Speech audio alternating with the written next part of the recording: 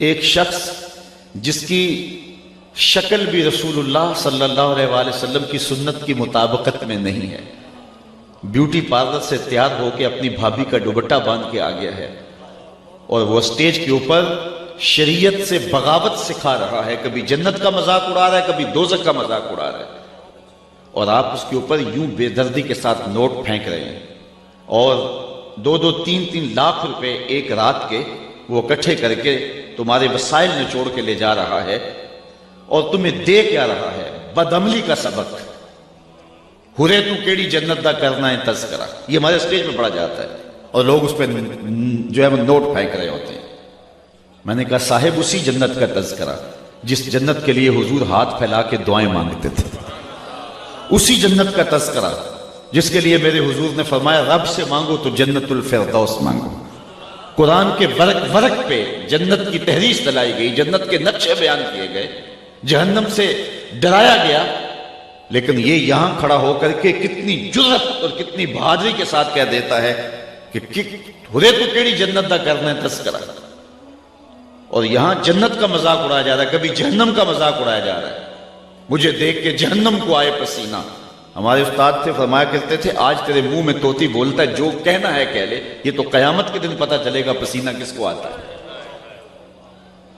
حضرت شیخ احمد مجدد الفسانی علیہ رحمہ فرماتے ہیں جنت اللہ کی رضا کا مظہر ہے اور جہنم اللہ کے قہر و غضب کا مظہر ہے۔ جنت مانگنے کا مطلب یہ ہے رب کی رضا مانگنا، اور جہنم سے پناہ طلب کرنے کا مطلب یہ ہے اللہ کے قہر و غضب سے پناہ چاہنا۔ اور یہاں منبر پہ کھڑے ہو کے مساجد کے اندر محافل نعت کے اندر لاکھوں روپے اس کام کے لیے صرف کیے جا رہے تھے۔ یہ گمراہی پھیلانی تھی تو میڈیا تھوڑی پھیلا رہا ہے، انٹرنیٹ کے ذریعے تھوڑا گند پھیل رہا ہے کہ مذہب کے نام پہ تم پیسے اکٹھے کر کے لوگوں کو بلا کے بے خوف کر رہے ہو جہنم سے اور جنت کا تمسخر اڑا رہے ہو۔ تو آج اگر ہم بات کرتے ہیں تو کہا جاتا ہے کہ ذرا ہاتھ ہولا رکھو، ہمارے گھر کو آگ لگ گئی ہے گھر کے چراغ سے، ہمارے وسائل ہمارے مسلک کو ہی توڑنے میں صرف ہو رہے ہیں۔ میں ایک جگہ گیا تو میں نے کہا کہ تم لاکھوں روپے خرچ کرتے ہو اور نعت خوانوں کو دیتے ہو، اور تمہارے ہی شہر کے اندر جو مدرسہ ہے اس کے بچے آج بھی ہاتھوں میں تھالیاں پکڑ کے روٹیاں مانگتے ہیں، تو تم سمجھتے ہو ہم جنت خرید رہے ہیں، قیامت کے دن تمہارا گریبان پکڑا جائے گا۔ تو جنت اتنی سستی نہیں ہے کہ تم نے منہ میں پان ڈالا ہوا اور ہاتھ میں جو ہے وہ پیسے پکڑ کے ایسے نچھاور کرتے ہو تو اس سے جنت مل جائے گی۔ ام حسبتم ان تدخلوا الجنہ، کیا تم یہ گمان کرتے ہو کہ یوں ہی جنت میں چلے جاؤ گے؟ تم میں سے جو پہلے لوگ گزرے ہیں فرمایا انہیں جھنجھوڑا گیا، حتیٰ کہ وقت کا نبی بھی پکار اٹھا اور اہل ایمان بھی پکار اٹھے مالک تیری مدد کب آئے گی؟ تو پھر ہم نے کہا بس ہماری مدد آیا چاہ رہی۔ لوگوں کے سر پہ آرے رکھ کے پاؤں تلے تک چیر دیا گیا، جسم کو لوہے کی کنگھیوں سے چھیدا گیا، اذیتوں میں، مشقتوں میں، مشکلوں میں مبتلا کیا گیا، اور ہم ایک رات میں جنت خرید کے فارغ ہو جاتے ہیں۔ تو ان لوگوں کو اپنے سٹیجوں سے اتارنا ہوگا، اور اگر میری ان باتوں کو آپ ہضم کر رہے ہیں تو میں ایک اور بات بھی کہنا چاہتا ہوں، ان بے عمل پیروں سے بھی جان چھڑا لو، ہاتھ جوڑ کے ان کو کہو ہمیں معافی دو، ہمارے مسلک کو بڑا لوٹ لیا تم نے، تمہاری 6 نسلیں کھا سکتی ہیں جتنا تم نے لوٹا ہے، اب ہماری جان چھوڑ دو، ہمیں مدارس کھڑے کرنے دو، ہمارا مسلک لٹ رہا ہے، ہمارے گھر کو آگ لگی ہوئی، اب ہماری جان چھوڑ دو اور ہمیں اپنے مدارس دینیاں کھڑے کر لینے دو، ہمیں سکول سسٹم کھڑے کر لینے دو، ہمیں تربیتی کورسز کے لیے ذہن سازی قوم کی کر لینے دو۔ تو آپ مہربانی فرماؤ ہماری جان چھوڑ دو۔ اگر آپ نے پیر بنانا ہے تو کسی عالم دین کو بنائیں، اس کو جو آپ نذرانہ دیں گے اس کی وہ کتاب خریدے گا اور رسول اللہ کے دین کے مسئلے بتائے گا، اور جن کو آپ نذرانے دے رہے ہو وہ اس سے کتے خریدتے ہیں اور کتے لڑاتے ہیں۔ سرمایہ بھی ہمارا، اور پھر سوشل میڈیا کے اوپر تصویریں چڑھتی ہیں اور لوگ ہمیں فون کرتے ہیں جناب اس کی تردید کیجیے گا، اس کی تردید کیجیے گا۔ میں نے کہا سویر سے شام تک ہم تردید ہی تو کرتے پھرتے ہیں، کچھ تم بھی تو کرو نا، کیوں ان لوگوں سے بغاوت کیوں نہیں کرتے؟ نگہباں بن کے جو اہل چمن کی آبرو لوٹے، چمن والوں عقیدت چھوڑ دو ایسے نگہباں کی۔ یہ نگہباں نہیں ہیں، یہ رہزن ہیں، یہ ڈاکو ہیں۔ ان لوگوں سے جان چھڑاؤ۔ ان علماء کے قدم چومو جو مسجد تدریس پہ بیٹھتے ہیں تو شام تک رسول اللہ کی حدیثیں سناتے ہیں۔ اور جب ہمارے اسلاف نے، ہمارے بزرگوں نے ان کی قدردانی کی تھی تو دین سر بلند تھا۔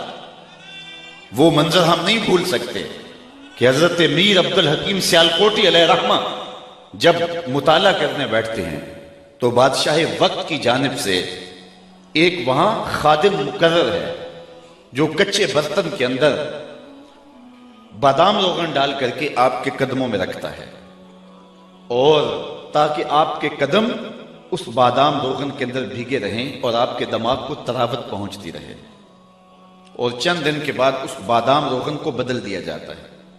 تو وہ جو بادام روغن ہے کیا اس کو نالی میں بہا دیا جاتا ہے؟ بادشاہ کا حکم ہے اس کو پیک کر کے میرے گھر بھیجیں۔ اور جب وہ اپنے بیٹوں کو کھانے پر بٹھاتا ہے تو وہ بادام روغن آگے رکھتا ہے، اس کو کھاؤ، اس نے ایک عالم کے قدم چومے ہوئے۔ جب یہ تھی اہل علم کی قدردانی تو پھر ہم بانک پن پہ تھے، ہم عروج پہ تھے، پھر فتاوی عالمگیری لکھی گئی۔ اور آج ہم نے، مجھے معاف کیجئے، وہ آج ایک صاحب کہہ رہے تھے کہ لوگ باغی مرید ہوتے ہیں، میں باغی پیر ہوں۔ تو آج ان لوگوں کی جان چھوڑیے اور ان سے جان چھڑائیے، علماء کی صحبت میں بیٹھیے، اور پھر بالخصوص یہ جو مدرسین ہیں ان کی کفالت اپنے ذمہ لیجئے کہ اللہ تعالیٰ نے ہمیں بڑا دیا ہوا ہے۔ حضرت آپ اپنی فکر نہیں کرنی، یہ ذمہ ہمارا ہوا، آپ رسول اللہ کے دین کا کام کریں۔ اور اہل ثروت کو میں بتانا چاہتا ہوں، جو شخص حضور کے دین کے خادموں کی خدمت کرے اس کا آخرت میں تو صلہ ہے ہی ہے، دنیا میں بھی ضرور اسے ملتا ہے، اللہ اس کو فراوانی عطا فرماتا ہے۔ اس لیے یہ لوگ غنیمت ہیں، ان لوگوں کے ساتھ اپنے تعلق کو مضبوط کیجئے۔ اس وقت دوسرے لوگ، ان کے مدارس دیکھیے وہ کہاں پہنچ گئے ہیں، اور ہمارے لیے ایک مدرسے کا بجٹ سال کا وہ ایک مسئلہ ہوا ہوتا ہے۔ تو اس لیے ہمیں اس کلچر کو تبدیل کرنا ہوگا اور مدارس دینیہ کی طرف اپنی توجہ کرنا ہوگی۔ لیکن میں کہتا ہوں سلام ہے ان لوگوں پر، وسائل تھے یا نہیں تھے، انہوں نے پپل کے درختوں کے نیچے بیٹھ کے بھی دین کے چراغ کو بجھنے نہیں دیا۔ کتنی مشکلات آئی، لارڈ میکالے کے نصاب تعلیم مرتب کرنے کے بعد جب مدارس دینیہ اور اسکول سسٹم کو الگ الگ کر دیا گیا تو یہ علماء ہی تھے جنہوں نے یہ چراغ بجھنے نہیں دیا۔ تکلیفیں سہی، دکھ سہے۔ ہمارے استاد فرماتے تھے کہ ہمارے استاد اپنی کہانی سناتے تھے کہ جب ہم رات کو مطالعہ کے لیے بیٹھتے تو مادس کی جو راتیں ہوتی تو وہاں ہمارے دارالعلوم کے اندر دیا نہیں ہوتا تھا، اس میں ڈالنے کے لیے تیل نہیں ہوتا تھا، بلکہ لاہور وزیر خاں مسجد کے اندر جو گیس جلتا تھا، اساتذہ بھی اس کی روشنی میں بیٹھ کے مطالعہ کرتے تھے اور شاگرد بھی اسی کی روشنی میں بیٹھ کے مطالعہ کرتے، اور وہ بھی 11 بجے بجھا دیا جاتا تھا۔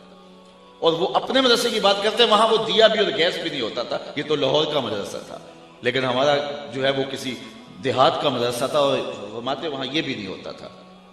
پھر وہاں سڑکوں کے اوپر گڈ چلتے تھے جن کے پیچھے لالٹینیں بندی ہوا ہوتی تھی، اور ہم کتابیں لے کے ان کے پیچھے جھک جاتے تھے، کئی کئی میل تک پڑھتے جاتے تھے، اور جب واپس آتے تھے تو ادھر سے کوئی ایسی چیز نظر آ جاتی تو اس کے پیچھے ہم جھک جایا کرتے تھے۔